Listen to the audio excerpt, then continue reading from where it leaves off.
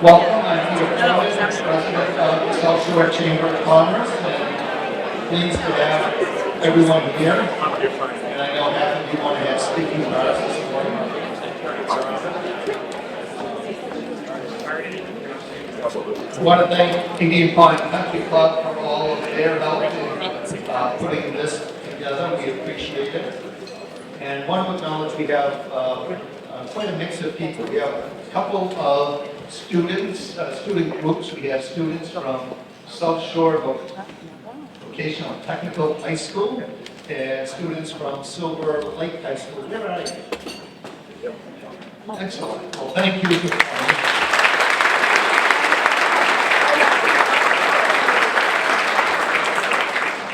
And we have strong futures for you if you want to do some quick applying today afterwards. We have the president of Quincy College here, the president of Massasoit Community College, and the president of Curry College here. So he'll take applications right after the event, and we're glad to have the colleges here as well. We have a number of elected officials. The governor wanted to make sure that we extended invitations to local officials because so much of what's happening with economic development depends on the partnerships with towns. So we were more than pleased at her request to invite the local officials. I can't name them all, but planning board members of boards of selectmen from the region, the town managers and planning department, and we appreciate the partnership you've given the chamber in some of our economic initiatives and the challenges ahead for you.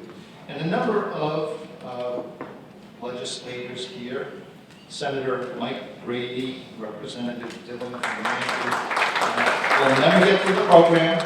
I'll give you the cue. It might be pieces or applause, but you're not going to get it right now. Senator Mike Brady, Representative Dylan Fernandez, State Representative Allison Sullivan, Jamie Murphy, Kathy Lenatra, Matt Muratori, Bruce Ayers. I want to give a special thanks as well to Joan Mosquino, who was very helpful to us in pushing this on the governor's calendar. We'll find out later what you had to give up. There's always a little bit of horse trading. Local officials, the newly elected mayor of Braintree, Erin Joyce, is with us. Doing a fabulous job. She spoke to our affiliate Braintree Chamber the other morning, and just wonderful. We're also joined by the Secretary of Economic Development, Yvonne Howe, and Secretary of Economic Foundations, Ashley Stolba. So thank you. And then a few former legislators, Bob Sarasoli, former Inspector General now. What's your title now? You're executive. Where are you? Right here. What's the new kid, Joe? Executive Director of the South Shore Workforce Development Board. And what is the stand up? What is the most important title and public position you ever held? Executive General of the city. No. Oh, yeah, sheriff. One of the counties, the high sheriff, Peter Bourne.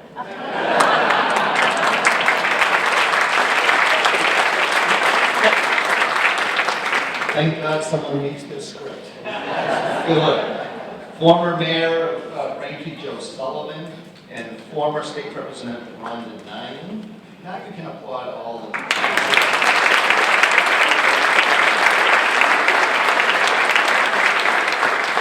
And I want to give a special thanks to somebody who deserves a lot of thanks from people in this room.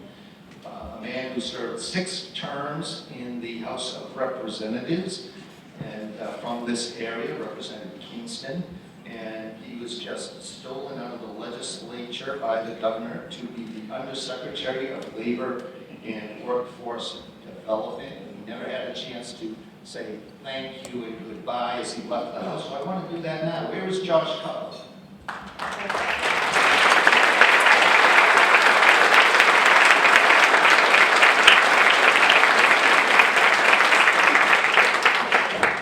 Thanks for all your service, Josh. Okay, Now, to introduce our guest speaker, a lot of the students and intern seats that were made available are courtesy of M&T Bank. We thank them for their partnership with the Chamber and for hosting this morning's coffee.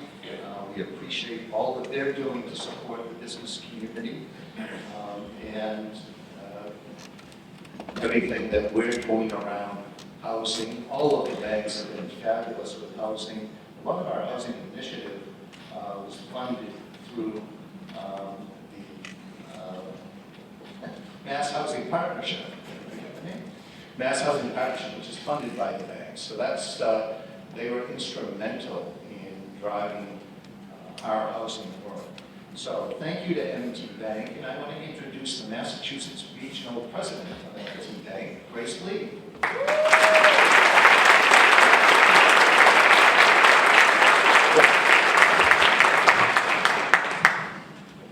Always an issue for short people. Give me 2 seconds. Okay. So good morning, and I have to say that I'm incredibly proud to represent M&T sponsoring the South Shore Chamber breakfast event today. We have an extraordinary leader in the governor, and I have to say, of all the things that I've seen during the tenure of my public and private experience, it is the authenticity, it is the boldness, and it is the commitment that our current governor has given to public service. As you all know, Governor Healey's tenure didn't start in the governor's office. She spent 2 consecutive terms as the Attorney General. During that time, she was bold and took on initiatives that impacted our residents directly. She took on initiatives that tackled the opioid epidemic. She took on issues that addressed our student debt crisis. She took on issues that had a direct impact on the ever-escalating cost of health care. That's only some of the things she took on as the Attorney General. As the 73rd governor of Massachusetts, Governor Healey is not less tempered in her boldness, authenticity, or commitment. As the first female and LGBTQ person elected into the governor's office, she has doubled down in her commitment to Massachusetts. She has, remember, it's only been a year, right? There's been a lot going on in a year. You know, we had a financial crisis, Secretary House stepped up like in lightning speed. This is an administration of action, but it's not just action for the sake of action. This is a very targeted administration that looks at the direct impact that we all have with their policies. Some of the things that Governor Healey, the Driscoll administration, because it's a team, Team Mass is taking on is, in 20 years, that's a long time. First-time tax cuts that the Commonwealth of Massachusetts experienced. That's a long time, people, like, all right, 20 years. I was still practicing law back then, so that was a long time ago. In addition to that, he has taken on the largest housing legislation impact in Massachusetts to tackle the affordable housing issue. On the South Shore, we have a boldness and a vibrancy, thank you Peter Foreman and the South Shore Chamber for the 2030 project. It is focused on maintaining the vibrancy and the competitiveness of the South Shore. I don't need to tell anybody in this audience, businesses want to be on the South Shore. Why? The governor's why? Because of the people, the talent, the communities, the diversity, the vibrancy. They want to work here, they want to live here. So Peter and the South Shore Chamber are working collectively and intentionally to make sure that we are planning to maintain competitiveness that's sustainable, so all of our children, yes, our children still want to live with us too, not in our house, but hopefully in our neighborhoods, right? And to make sure that they can stay with us and we don't lose them. Lengthen lead, that's what I learned from Secretary Howe. Lengthen the lead, lengthen the lead. This is what the affordable housing, legislation will help us do. As we continue, the governor has also doubled down on our people with free community college for those that are 25 and older. We know degrees are the single biggest barrier for higher wages. We love you.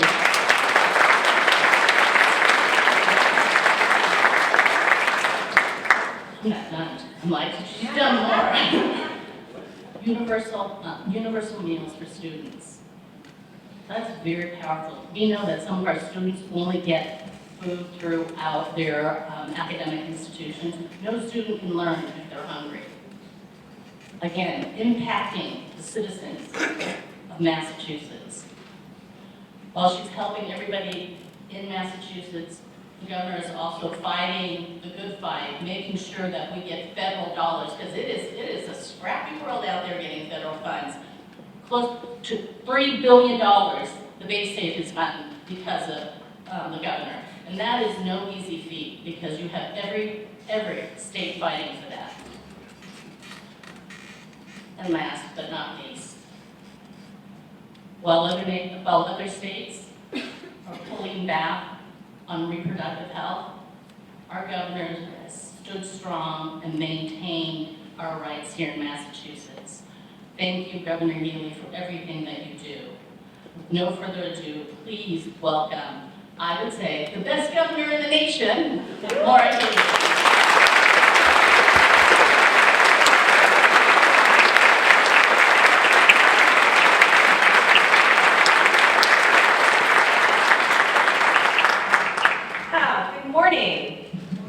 And Grace, thank you so much. I feel like I should just sit down now. That was quite a generous and warm introduction. I thank you for that. And let me just say, it is awesome to be here this morning. It would be nice to be out there. I know some of us are looking wistfully out at the course, imagining it would be nice. But I really am so happy to be in this room with all of you, and I thank you for coming out. And thank you, Peter. You do such an awesome job with the chamber, you and your team. You've been a great partner to our administration in just what has been a wild 16 months to date, but we really, really appreciate it. And thank you to Joe and to your board members. Thank you to all who contribute. You know, you've got your lives, you've got your businesses, your companies, your organizations, and you find time to commit to this important organization, and I thank you for that. I want to also thank all the business leaders who are here in the room today. Growing jobs, growing the vibrancy of communities, and growing in ways that help not just the South Shore, but really help our entire state. Peter recognized the incredible leaders and public servants that I get to work with. It's wonderful to see so many of you. I appreciate too, it's a busy session. I'm grateful. Shima, thank you so much for the invitation to be down here. I also know that you and others have to hustle back because we've got important legislation happening right now, including, hopefully, the House will vote today on the HERO Act. I came in, for the first time in 20 years, we are modernizing our laws to better protect and support our veterans and our military families and our service members. So as we move up to Memorial Day,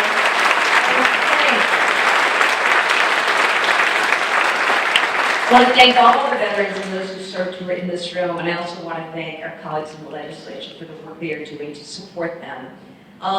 As noted, we have so many wonderful folks and dear friends. Rep. Lenatra, as with earlier, Rep. Mosquito, I said, Senator Brady, Rep. Hernandez, Rep. Sullivan, Rep. Ayers, Rep. Murphy, Senator Moran.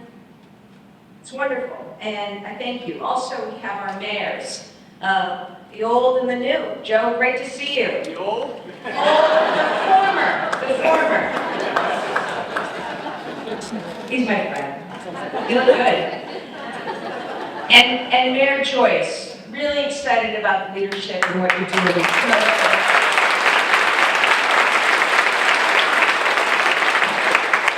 Grace mentioned Team Massachusetts, and we really mean that. A little bit of that comes from the fact that both Kim Driscoll and I played college basketball, so we sort of know and embrace team sports. Thank God, by the way. And Celtics made it way too close last night. But you know, that is certainly something that is the vibe of our administration and our team. And I'm grateful to be joined here today by our fantastic colleagues in our administration, Secretary Howe, many of you have come to know, Undersecretary Stolba, who's also here, and our Undersecretary and your former legislator, Josh Cutler, who's helping particularly us focus and drive apprenticeships around the state. So awesome to be with all of you. So let me get right to some of the things. Last month, we were at Carver Middle High School. I say that because it's always great to be in Carver, but it was exciting in particular this time. Yes? Love it. Cranberries and so much more. You know what we were down there announcing? Super cool. We put a lot of focus on workforce, on education, on K-12. And we were at Carver High School announcing a clean energy pathway. So we want to bake into programming in schools opportunities for our young people to receive training on things that are going to build great careers for them right here in Massachusetts. And so we were announcing that curricula, that training opportunity at Carver just a little bit ago. And I'm reminded, having spent time this morning with the incredible students from South Shore Voc Tech. Where are they? The future farmers, the horticulture, applied sciences.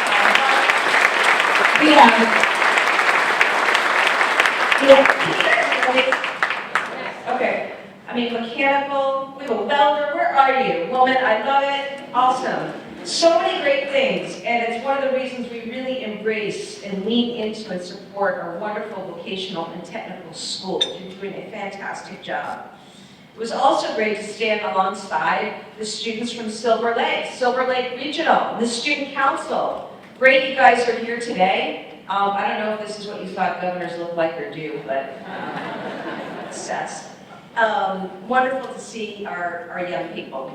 Now let me say something about the South Shore. Some of you know that I was raised on the North Shore, okay? And I appreciate you don't hold that against me, okay?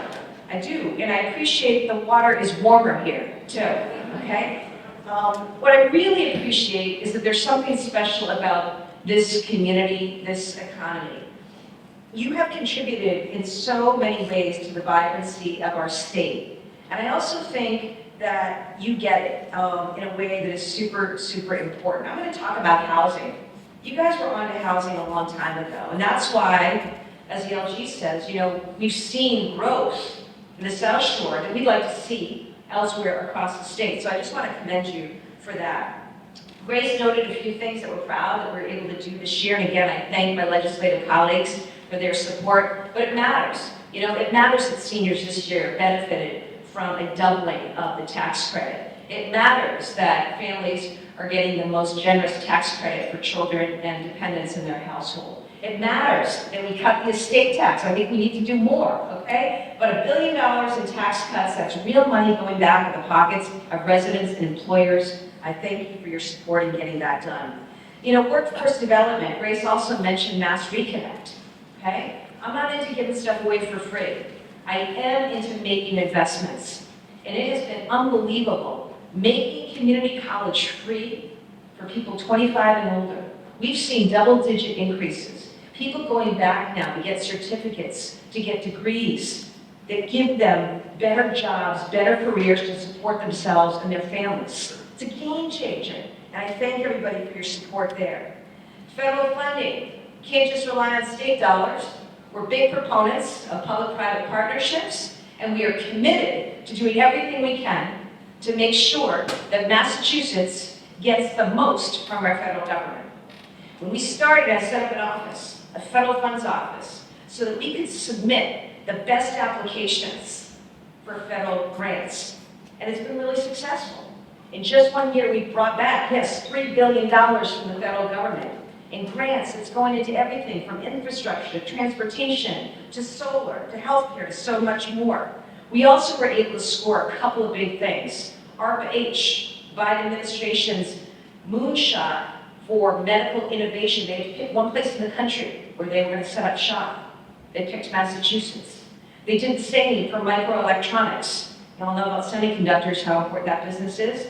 They had to pick another place in the country where that development was going to take place. They picked Massachusetts. So that team's been working really hard. You see,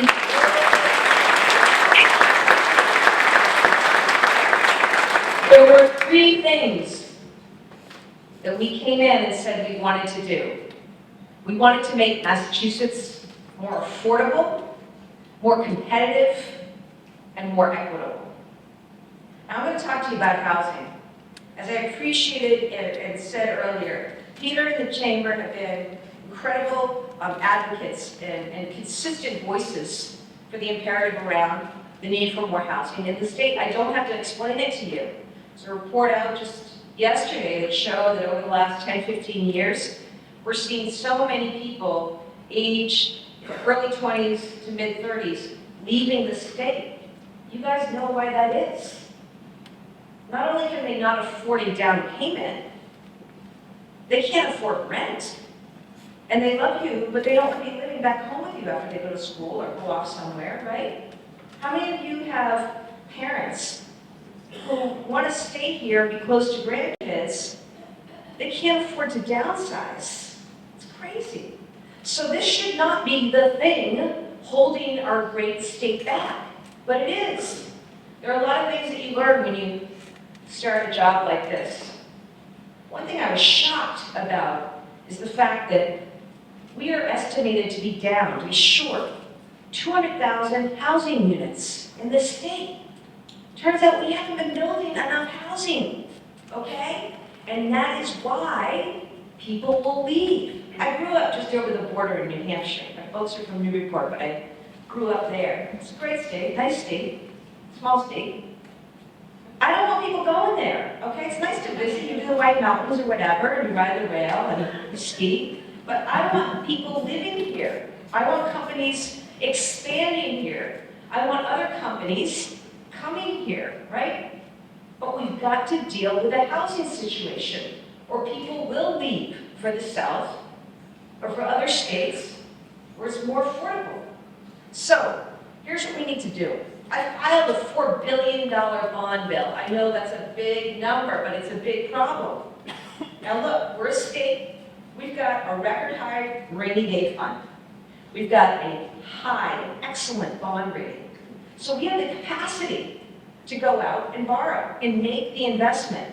The investment I want to make is in housing. We've got to spark production. And I'm not just talking about public housing and affordable housing. I'm talking about housing that is affordable in a range of income levels. Market rate housing. At a time right now, and there are developers in the room, I know it's more challenging.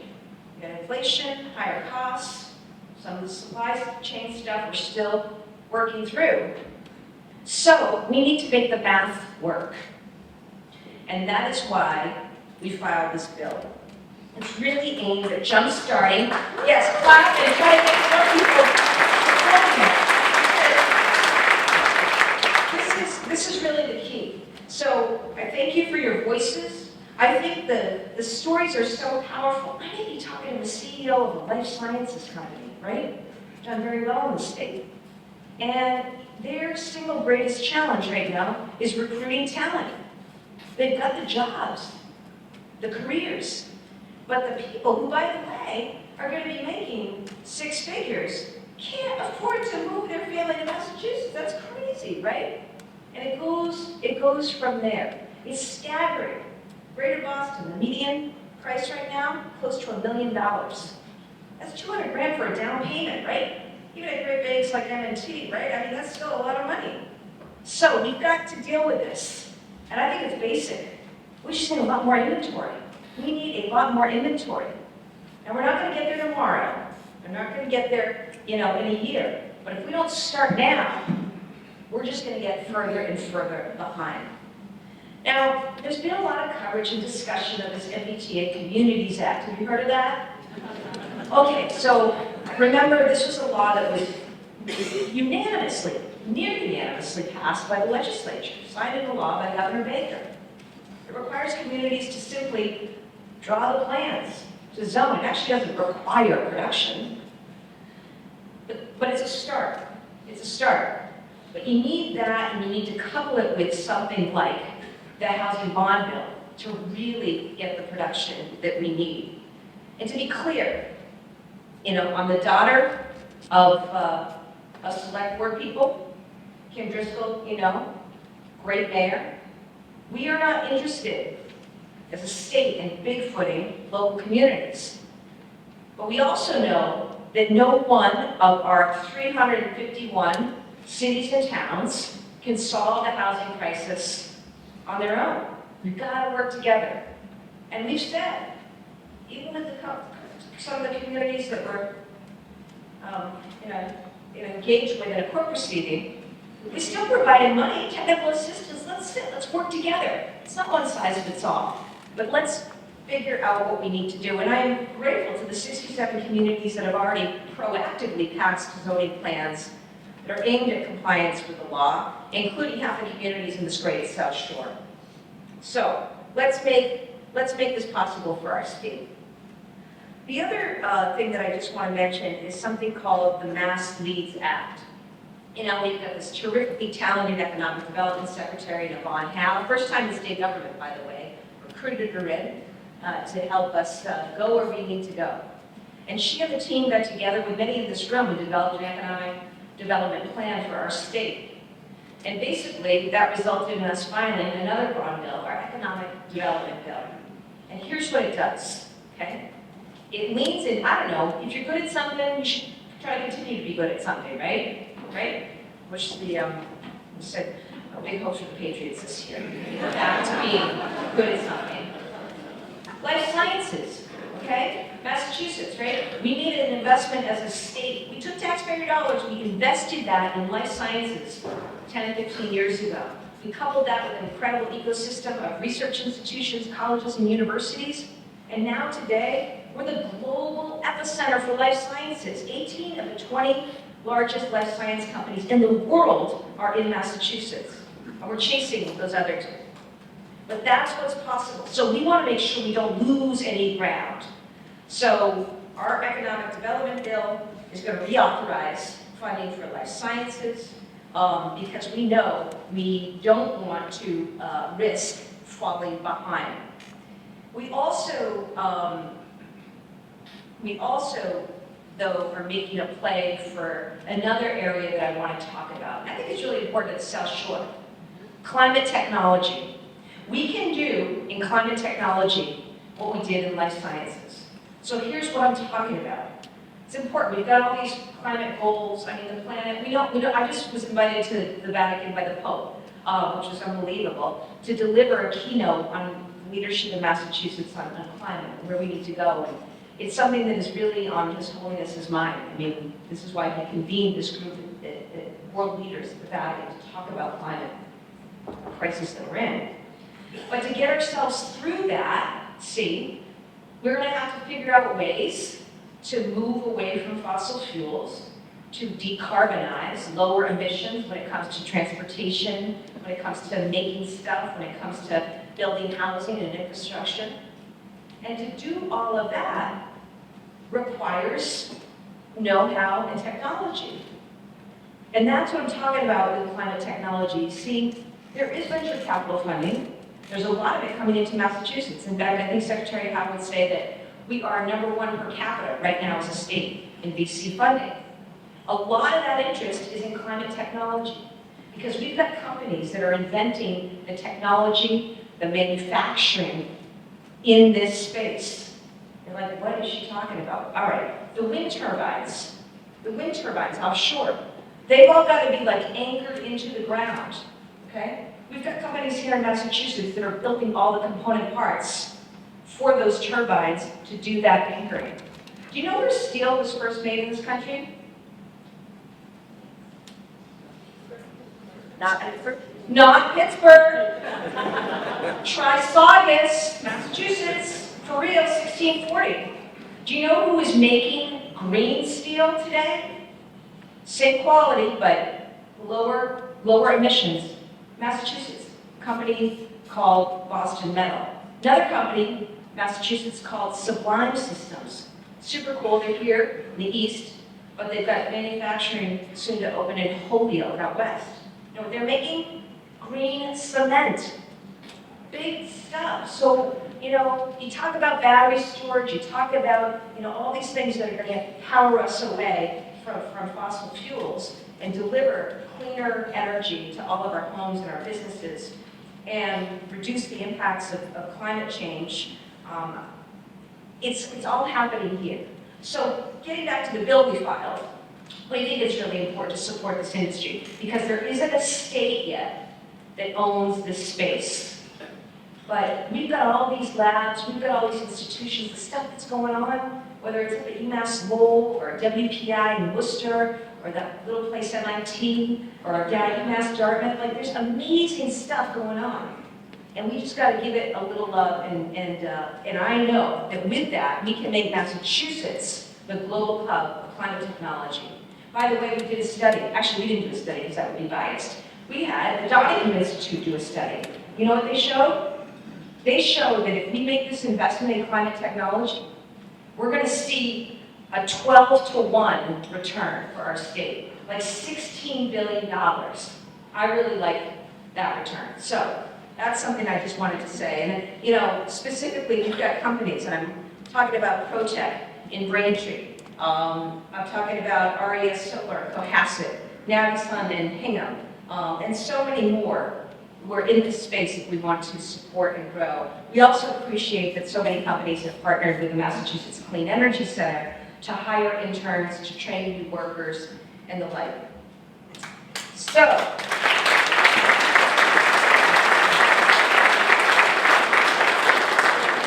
two more things, because we're near the coast here. Major parts of this bill are about increasing our investments in the fundamentals of local economic development. That includes local infrastructure and local projects that support a wide array of businesses.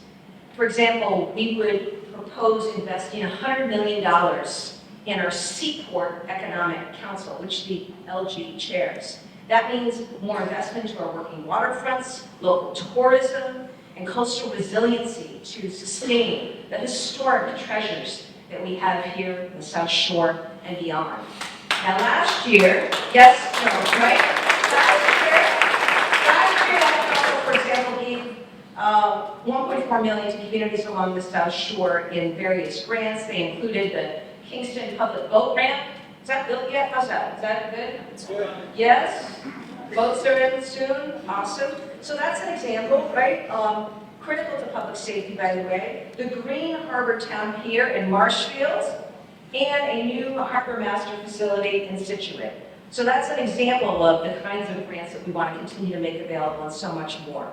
We want to invest in our coastal communities. They represent so many things about Massachusetts, not only essential to our heritage, our identity, but also a huge economic engine for our future as we think about in particular tourism and also the development of clean energy and marine technology. I am going to end here with this thought. And not only do the Celtics need to not let their foot off the gas in the third quarter as we go forward, but we need to remember that this year, moving into next year and the year after, we're going to be celebrating as a state where this whole country began. The great American democracy, this great country, was born right here in Massachusetts. That is something. We all got our different regions, we may have our differences of opinion. I want us collectively to embrace that as a commonwealth. It's important. We also went on to become the home to the first library in the country, the first school in the country, the first public park in the country. Yes, the first subway. Some days it really shows. We're working on that. Lighthouse. The Navy came out of Massachusetts. I would say the National Guard, too. We got a lot to be proud of here in our great state. at a time when we need to look after and take care of one another and take care of people. So I look forward to celebrating. It's going to be a great opportunity for tourism. It's going to be a great opportunity to show off the wonderful South Coast and other parts of our state. I look forward to all the ideas we can cook up together, Peter, about what we can do and promote here in the state. And again, I just want to thank you all for what you do, what you bring to your businesses every day, because in doing so, you're contributing to the vibrancy, not just of your communities, but of our great state. Thank you very much.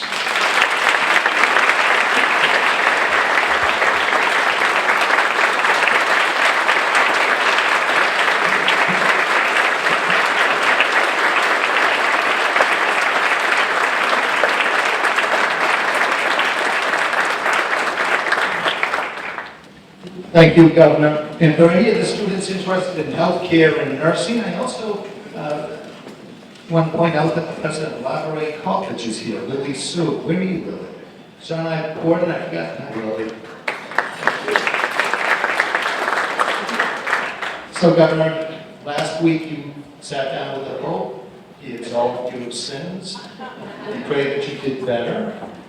We didn't find out for what. So, to find out what the sins were and how you're going to do better, we have Joe Grata, the chairman of our board of directors, who is also a second-generation owner of Atlantic Mechanical and a developer himself of multifamily housing.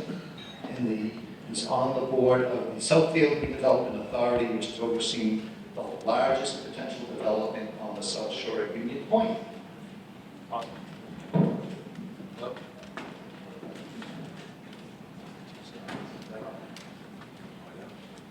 Hello? Oh, that works.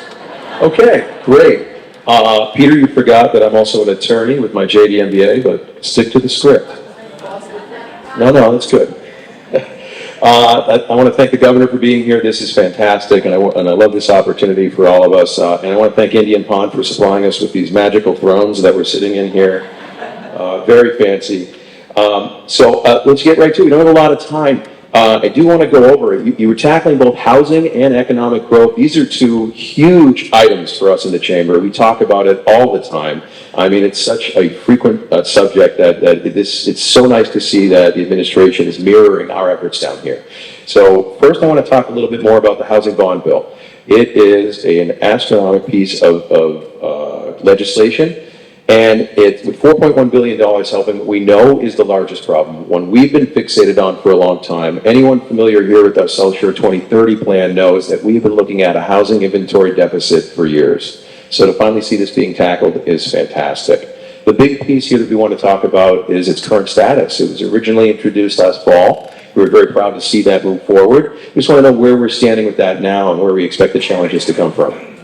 Well, thanks, Joe. You know, one of the things we did in filing this is to actually, before we filed it, to get a ton of input from stakeholders. And, you know, we really tried to touch everybody in the development community, people who are engaged with housing, all different kinds of housing, labor, workforce, and then the business community big time. And I think that we proposed a bill that really gives a menu of options, right? Because it's not one silver bullet to dealing with the housing deficit that we've got. But we wanted to put out ideas that we really think will move the dial in a significant way on housing shortages here in the state. So right now, it's with the legislature, it's in the House right now. We're looking forward to, I think, you know, all of us would agree, we hear about housing all the time, Joe, so I'm confident that we're going to see something and it's going to be good. We've got to work through the details, and you know that will be the work over the next several weeks. But when I talk about moving the needle,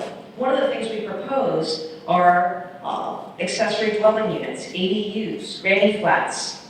No offense, but that's what they're called in some places, right? The ability to take a part of your property and turn it into housing. You can rent, we can sell, what have you. And so that's just been, you know, places like California, overnight, a quick bag to bring online thousands of housing units. So there's a lot there in the bill, including money, you know, and developers need, when I talk about making the math work right now, we've got to find ways to support and incent development.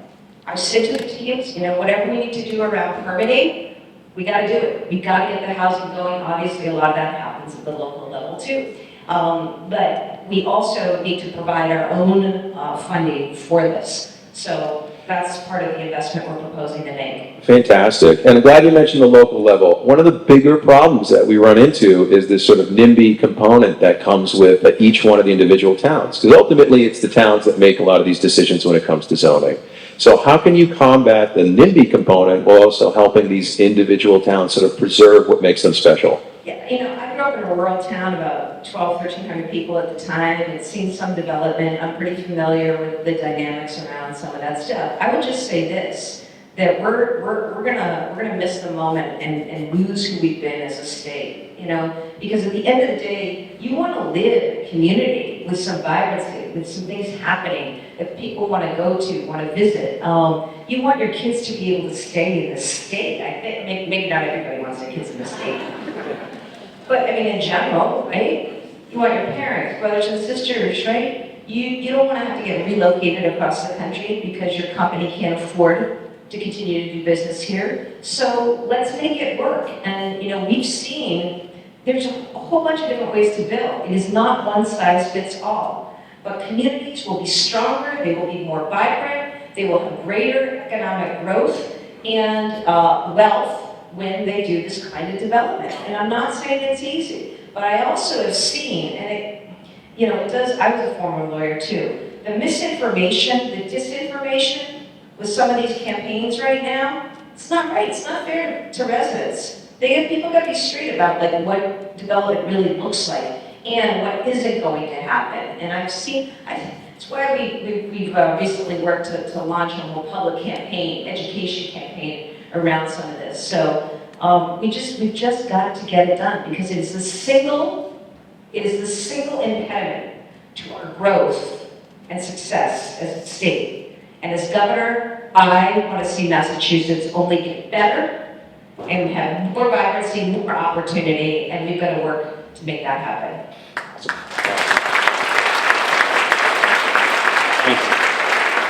Awesome, that's great. And so we completely agree. What we see all the time is housing is what sort of centers around the rest of growth, right? We can't get any bigger or better unless we have talent here, and talent must have somewhere to live. So one of the bigger things we run into here in the South Shore is water, wastewater, and I know I can see everyone who's on the chamber now going, oh, again. But it's been such a central issue to our growth, we need to do something. So our access through Weymouth and all the way down to the South Shore, I mean, we're going to be limited in our ability to grow without that. Is there anything in this bill or other initiatives that are going to help areas like ours or the rest of the state be able to get access to clean water and wastewater? I totally agree. I'm very comfortable talking about all this. Water and, you know, you can't build unless you have access to these things, Joe, as you know. And so as an administration, we've been very supportive. First of all, we recognize that's an issue. Second, we're committed to working with communities on this. There are several sort of proposals, you know, out there. There's a particularly big one I know in Weymouth. But it matters. We're not going to be able to build unless people are able to hook up. So we've got to do that. We have supported infrastructure in that way through different grants. We did something recently. I'm sure it's here. I forget.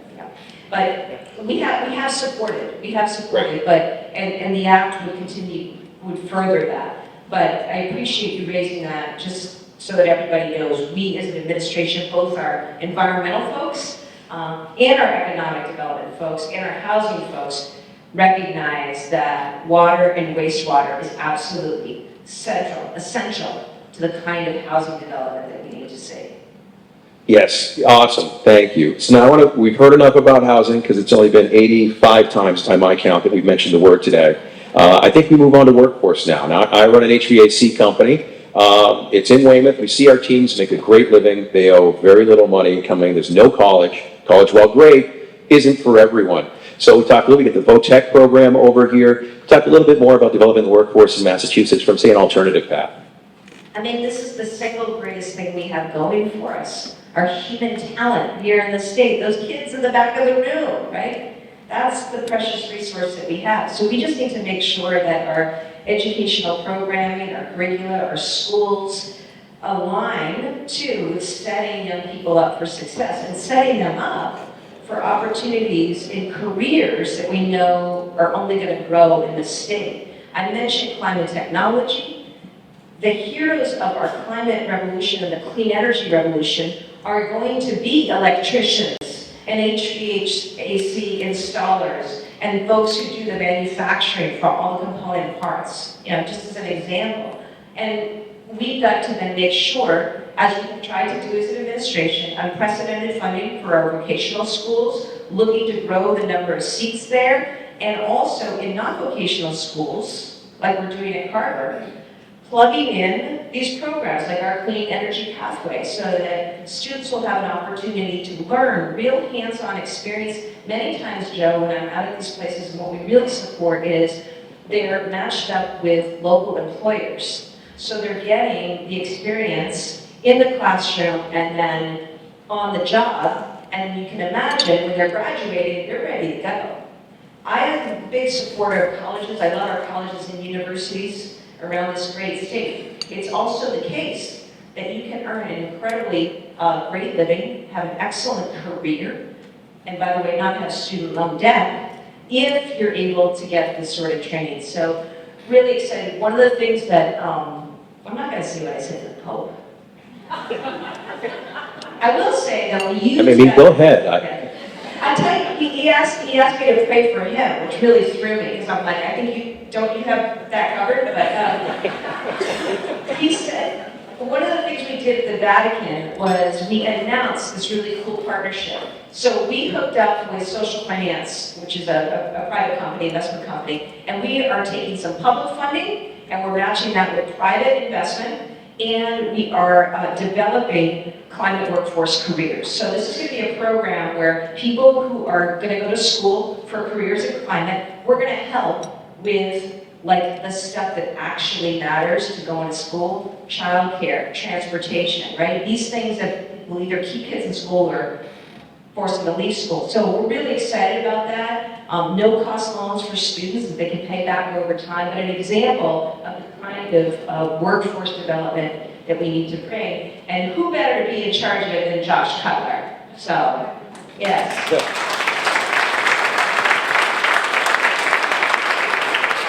Well, we see workforce, healthcare, you name the sector.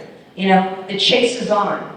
The chase is on, and we need, the state that's going to be the most successful is the one that can most hustle and get that human talent aligned with careers and jobs that need to be filled today.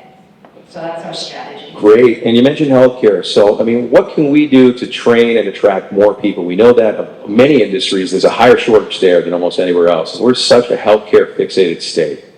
It's super important. My mom was a nurse. She actually taught at Catherine Labouré, or what was Catherine Labouré back in the day. My grandmother's a nurse. I come from the committed healthcare workers, and boy, so I've always had profound appreciation for our healthcare workforce. Across the board, we're seeing shortages, and I think it goes back to how do we incent more people. One of the things that's great with our community college program now is we've got people who, if you're 25 or older, you can come back. You can come back into nursing. You can come back and learn to be a respiratory therapist, right? You can come back to get the training where we've got 19,000 vacancies right now in Massachusetts in our healthcare workforce. So I think all of these things are really, really important. Continue to invest in those programs and getting people in by making it more affordable for them to actually do the work.